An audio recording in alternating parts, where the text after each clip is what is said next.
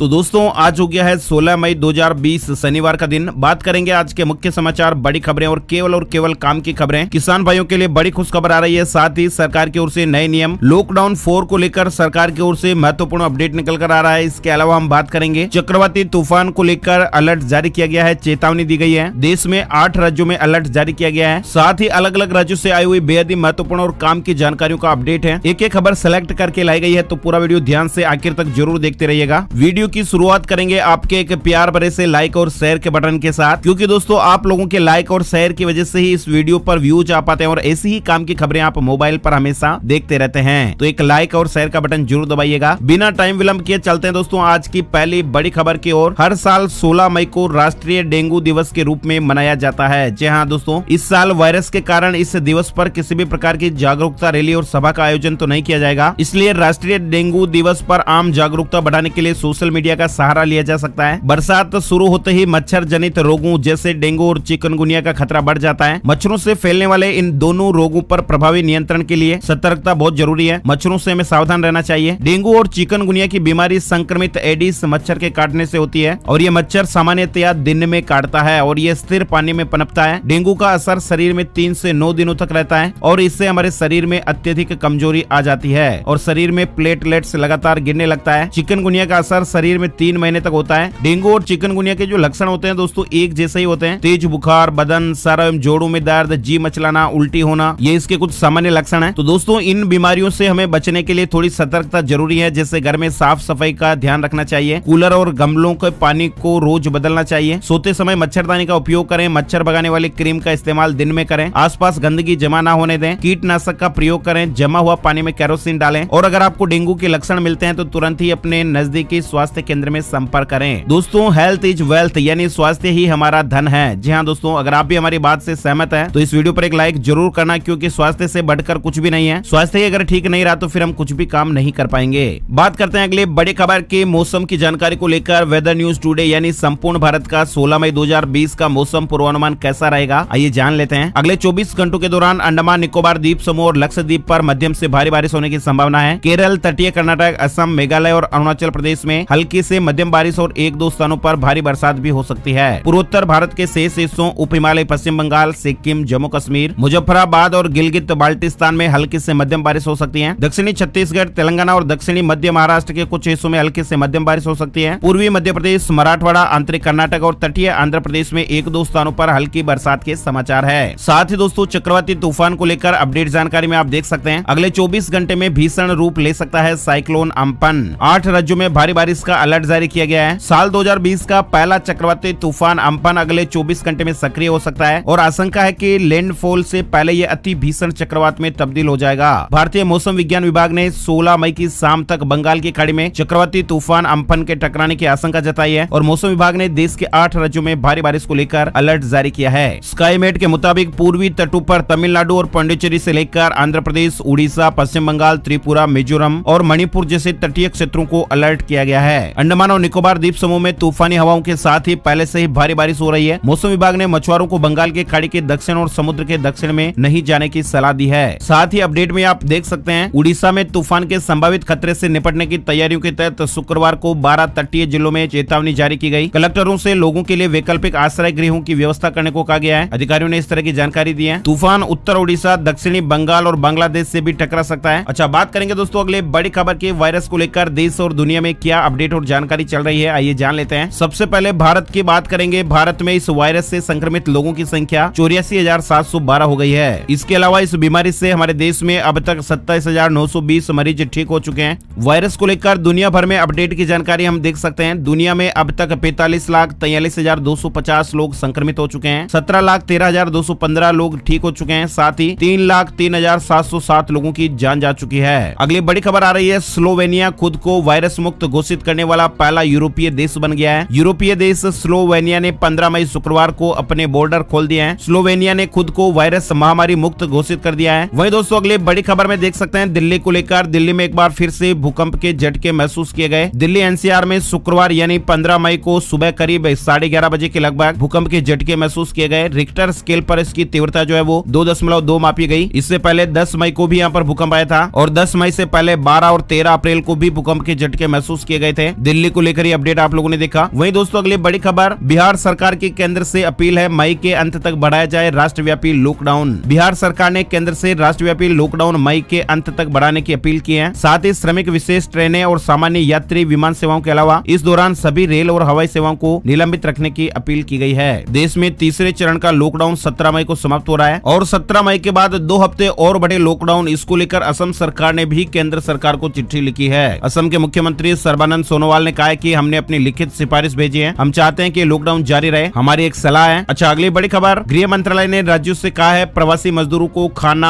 आश्रय दें और विशेष ट्रेनों में टिकट करवाएं। केंद्र सरकार ने राज्य और केंद्र शासित प्रदेशों से कहा है कि सड़कों और रेल पटरियों पर प्रवासी मजदूरों को देखने पर वे उन्हें खाना और आश्रय मुहैया कराएं और यह सुनिश्चित करें कि वे अपने गंतव्य तक विशेष ट्रेनों में जा सकें। सभी राज्य सरकार और केंद्र शासित प्रदेश प्रशासन को लिखे पत्र में केंद्रीय गृह सचिव अजय भल्ला ने कहा है अभी भी देश के विभिन्न हिस्सों में सड़कों, रेलवे ट्रैक और ट्रकों में प्रवासी मजदूर जाते हुए दिख रहे हैं। वहीं अगली बड़ी खबर अपडेट आ रही है, रेलवे की ओर से बड़ी घोषणा की गई थी, हमने आपको पहले भी बताया था। 22 मई से स्पेशल ट्रेनों में मिलने लगेगा वेटिंग टिकट। 15 मई से इसके लिए बुकिंग शुरू हो जाएगी, यानी स्पेशल ट्रेनों के वेटिंग टिकट की बुकिंग 15 मई से आरंभ हो गई है, जो केवल IRCTC के माध्यम से हो पाएगी। अगली बड़ी खबर है, आर्थिक पैकेज के ऐलान को लेकर घोषणाओं का तीसरा दिन रहा। किसानों और कृषि से जुड़े अन्य सेक्टर को ध्यान में रखा गया है। वित्त मंत्री ने कुल 11 घोषणाएं की, जिनमें से 8 कृषि क्षेत्र में इंफ्रास्ट्रक्चर को मजबूत करने और 3 स्कीमें किसानों को सहायता पहुंचाने के लिए हैं। किसानों के लिए 3 नियमों में बदलाव देख सकते हैं आप। आवश्यक वस्तु अधिनियम में बदलाव, यानी दाल, एडिबल ऑयल, प्याज, आलू को इस लिस्ट से बाहर किया जाएगा ताकि किसान भाई अपनी जरूरत के हिसाब से उत्पादों को बेच सकें। इसके अलावा अब कहीं भी अपनी फसल को बेच पाएंगे किसान भाई लोग। अब किसान एक राज्य से दूसरे राज्य में अपने सामान को बेच सकेंगे। इससे किसान अपने उत्पादों को बेहतर कीमत पर कहीं भी बेच पाएंगे। वहीं किसानों की आय होगी तय, किसानों को फसलों पर निश्चित आय सुनिश्चित की जाएगी। पीएम मत्स्य संपदा योजना के तहत 20,000 करोड़ रुपए खर्च किए जाएंगे। 11,000 करोड़ रुपए समुद्री मत्स्य पालन के लिए मिलेंगे। 53 करोड़ पशुओं का टीकाकरण होगा। गाय, भैंस, भेड़, बकरी, सुअर जैसे 53 करोड़ पशुओं का टीकाकरण किया जाएगा। मुहपका और खुरपका रोग मुक्त किया जाएगा और इस स्कीम पर 13,343 करोड़ रुपए खर्च किए जाएंगे। डेयरी उद्योग के लिए 15,000 करोड़ रुपए। गंगा किनारे हर्बल उत्पाद पैदा होंगे। मधुमक्खी पालन के लिए 500 करोड़ रुपए के पैकेज का ऐलान हुआ है और साथ ही टॉप टू टोटल योजना, यानी इस स्कीम के लिए 500 करोड़ रुपए का पैकेज जारी होगा और इसके तहत आलू, प्याज और टमाटर समेत तमाम फलों और सब्जियों का रख रखाव बेहतर किया जा सकेगा। तो ये कुछ बड़ी स्कीमें और ऐलान किए गए। साथ ही दोस्तों अगले बड़ी खबर में देख सकते हैं, किसानों की आमदनी दोगुनी करने के लिए सरकार करेगी 65 साल पुराने कानून में बदलाव। किसानों की आय दोगुनी करने के लिए कंज्यूमर अफेयर मंत्रालय इसेंशियल कमोडिटी एक्ट में बदलाव करेगा। वित्त मंत्री ने बताया कि कृषि प्रतिस्पर्धा और निवेश बढ़ाने के लिए 1955 से जारी आवश्यक वस्तु अधिनियम में बदलाव किया जाएगा और इसके तहत तिलहन, दलहन, अनाज, आलू, प्याज को अब डीरेगुलेट यानी कि अनियमित किया जाएगा। फूड प्रोसेसिंग के लिए कोई स्टॉक लिमिट नहीं होगी। निर्यात करने वालों को भी दिक्कत नहीं होगी। वहीं दोस्तों अगले बड़ी खबर में देख सकते हैं, किसान भाइयों को मिलेगा फसल कहीं भी बेचने का हक। सरकार कानून लाकर बनाएगी अन्नदाता को आत्मनिर्भर। जो भी हमने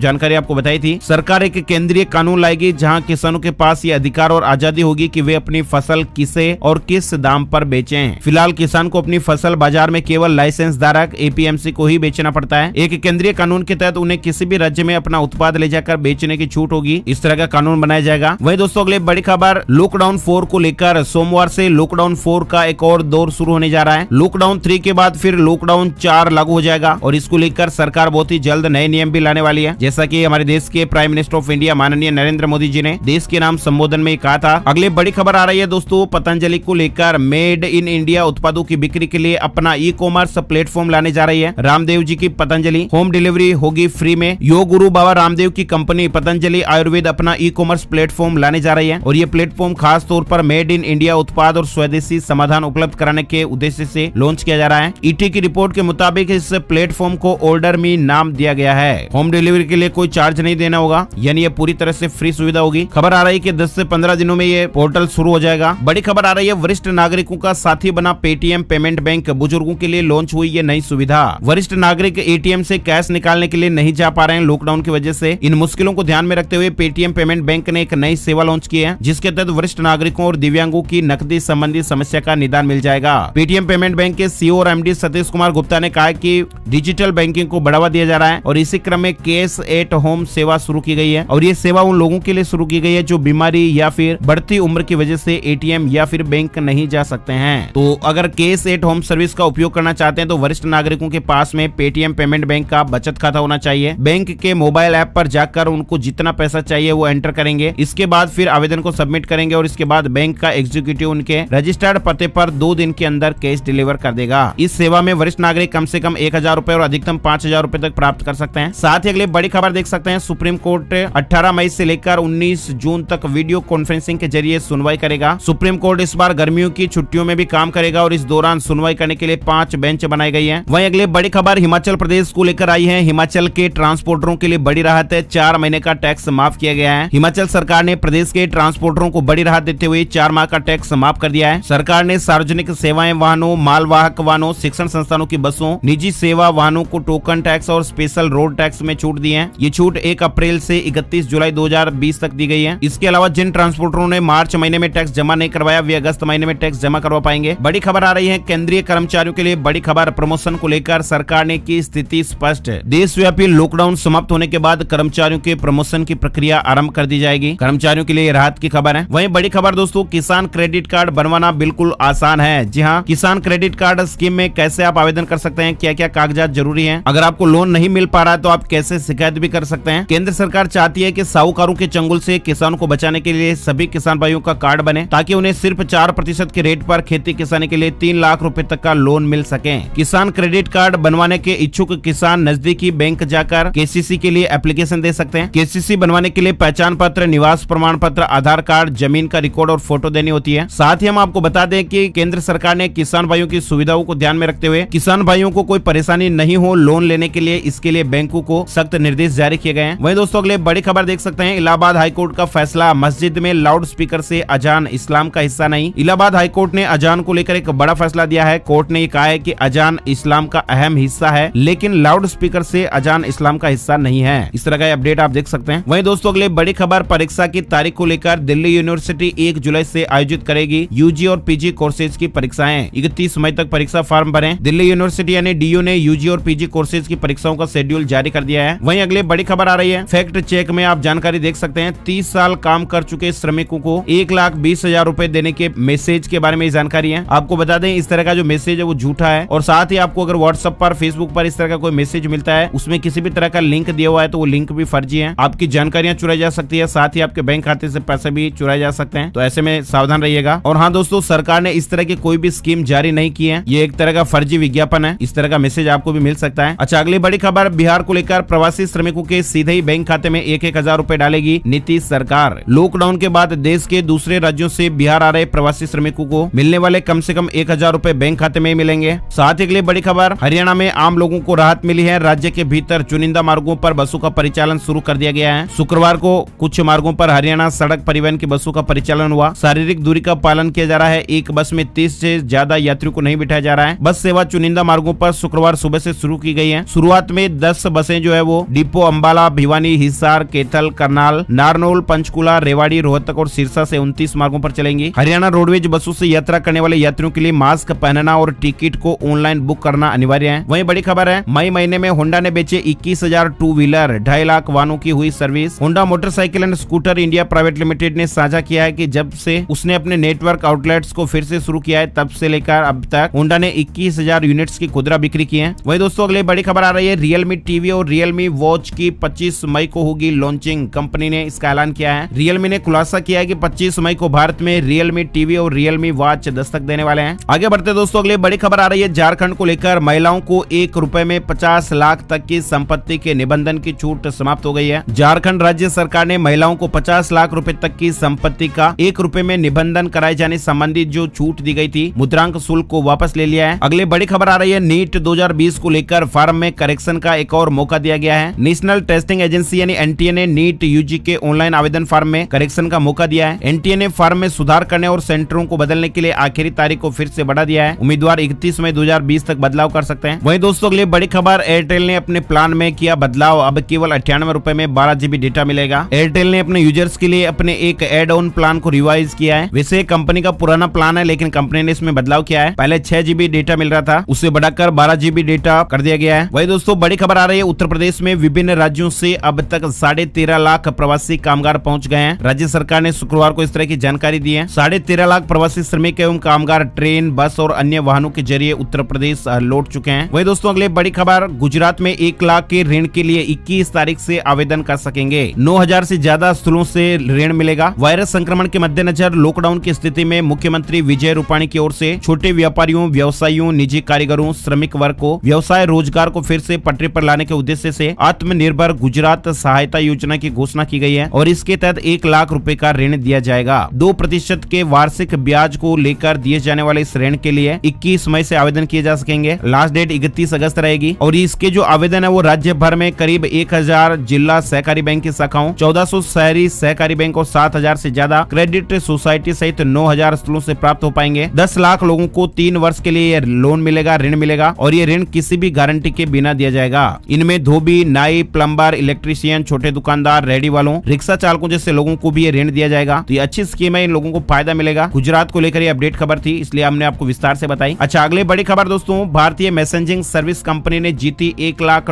की चुनौती। फीचर फोन के लिए अब पेमेंट सोल्यूशन तैयार करेगी। यानी स्मार्टफोन में तमाम तरह के पेमेंट गेटवे मिल जाते हैं, लेकिन फीचर फोन में पेमेंट सर्विस मिलना कुछ हद तक असंभव सा लगता है और इसी को संभव बनाने के लिए एक भारतीय मैसेजिंग प्लेटफॉर्म ने $1 लाख का चैलेंज जीता है और चैलेंज के तहत उन्हें देश के फीचर फोन के लिए एक पेमेंट सोल्यूशन तैयार करना होगा। कहा जा रहा है कि ये उन 50 करोड़ यूजर्स के लिए उपयोगी साबित होगा जो स्मार्टफोन इस्तेमाल नहीं करते हैं। तो ऐसे में नए फीचर के जरिए वे भी आसान और सुरक्षित तरीके से ट्रांजैक्शन कर पाएंगे। बड़ी खबर आ रही है, बंद कंपनी सैलरी देने के लिए बाध्य नहीं, सुप्रीम कोर्ट ने दिए कार्रवाई न करने के आदेश। 25 मार्च से देश भर में लागू लॉकडाउन की वजह से सभी काम धंधे बंद हैं। कई फैक्ट्रियों पर ताला पड़ चुका है और जिसकी वजह से लोग अपने कर्मचारियों को सैलरी देने में भी असमर्थ है। लेकिन केंद्र और राज्य सरकारों द्वारा कंपनियों द्वारा सैलरी देने को लेकर आदेश जारी किए गए हैं। सुप्रीम कोर्ट ने एक बड़ा फैसला सुनाया है और कहा कि केंद्र और राज्य सरकारों को सैलरी देने में असमर्थ कंपनियों पर किसी तरह की कार्रवाई नहीं की जाए, इस तरह का आदेश दिया है। साथ ही अगली बड़ी खबर आ रही है, भारत को फिर मिला वर्ल्ड बैंक का साथ, देश को मिलेगी $1 अरब की सहायता, इसको मंजूरी दी गई है। हाल ही में आर्थिक मदद की पहली किस्त देने के बाद अब विश्व बैंक ने एक बार फिर अपना खजाना भारत के लिए खोला है। बड़ी खबर आ रही है, सीबीएसई को लेकर 1 से 10वीं तक की कक्षाओं के लिए सीबीएसई का निर्देश, स्कूल शुरू करें art based project work. Central board of secondary education ने गुरुवार को कक्षा 1 से लेकर 10वीं तक के छात्रों को आर्ट इंटीग्रेटेड शिक्षा को लेकर देश के सभी स्कूलों के लिए एक महत्वपूर्ण नोटिस जारी किया और इस नोटिस में सीबीएसई ने प्रत्येक विषय में 9वीं और 10वीं छात्रों से कम एक आर्ट बेस्ड प्रोजेक्ट कराना चाहिए और ऐसा इसी सत्र यानी एकेडमिक ईयर 2020-21 से शुरू किया जाए। जानकारी आप देख सकते हैं। वहीं दोस्तों अगली बड़ी खबर आ रही है, रिलायंस जियो ने भी पेश किया है नया इंटरनेट प्लान। 999 रुपए में 84 दिनों तक हर रोज 3 GB डेटा मिलेगा। वहीं दोस्तों अगली बड़ी खबर आ रही है, सरकार ने स्टाम्प ड्यूटी पर सरचार्ज बढ़ाकर किया 20%। राजस्थान को लेकर ये खबर है, राजस्थान सरकार ने स्टाम्प ड्यूटी पर सरचार्ज बढ़ाकर अब 20% कर दिया है। वित्त विभाग के कर डिवीजन ने इस बारे में शुक्रवार को आदेश जारी किया है। सरचार्ज में 10% की बढ़ोतरी की गई है। वहीं अगली बड़ी खबर आ रही है, पश्चिम बंगाल पुलिस कांस्टेबल भर्ती लिखित परीक्षा के परिणाम जारी हो गए हैं। 14 मई 2020 को ये रिजल्ट डिक्लेयर हो गया। wppolice.gov.in वेबसाइट पर परिणाम की जानकारी ले सकते हैं। वहीं बड़ी खबर आ रही है, अधिग्रहित भूमि के मुआवजे का पुनर्निर्धारण का डीएम को अधिकार नहीं, हाईकोर्ट ने इस तरह का निर्देश दिया है। इलाहाबाद हाईकोर्ट ने कहा है कि एक बार अधिग्रहित भूमि के मुआवजे का निर्धारण होने के बाद जिला अधिकारी को मुआवजे के पुनर्निर्धारण का अधिकार नहीं है, वह केवल लिपिकीय त्रुटियों को ही सुधार सकते हैं। साथ ही अगली बड़ी खबर आ रही है, दिल्ली में मेट्रो डीटीसी बस सर्विस खोलने के लिए अधिकारियों के साथ परिवहन मंत्री ने बैठक की है। इसके अलावा जो बड़ी खबर आ रही है, हवाई यात्रा के लिए स्वास्थ्य मंत्रालय ने एडवाइजरी जारी की है। हवाई यात्रा के लिए सरकार ने आरोग्य सेतु ऐप को अनिवार्य किया है। साथ ही यात्रियों को एक दूसरे से कम